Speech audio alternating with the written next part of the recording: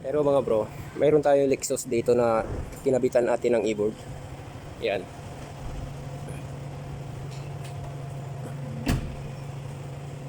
Yan.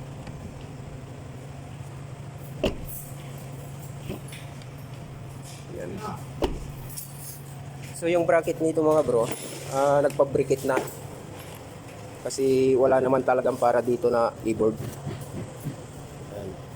Dahil nahihirapan kasi yung may-ari na umakyat dahil medyo may edad na. Yan, so ginawa natin ang paraan para magkaroon siya ng e-board. So ano, Lexus ito mga bro, sedan. Yan.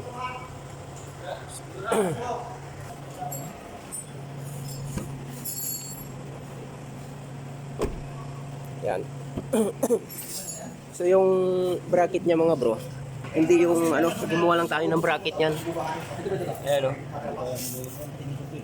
Ilawan natin. Di ba kita na bakit?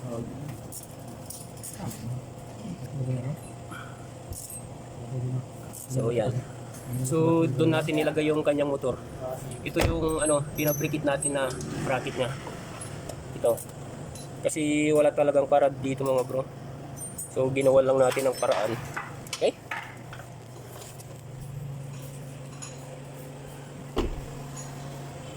So Lexus ito mga bro. Yan. Dahil yung may-ari dito may edad na. Yan. So gusto niyang palagyan ng e-board. Sabi namin na hindi pwede. So gusto lang niya kahit ano, pabrikit tayo ng bracket. Magawa lang ng paraan. So yun. Okay. Hanggang dito na lang mga bro. So yan mga bro, itong Lexus na ito, ano, matagal na nating customer ito. So hindi na siya nagpapagawa sa iba. Dito na pumupunta sa atin. Yan. Bali, nung sa Makati pa tayo, customer na natin to hanggang sa nandito na tayo sa office. So dito pa rin siya pumupunta.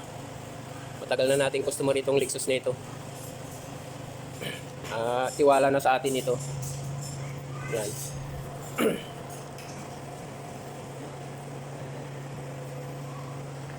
Oh. Ayan si Busing oh. Ayan. Ayos yan. Ayan, matagal na nating customer yan si Busing. Sulit ang gawa niya.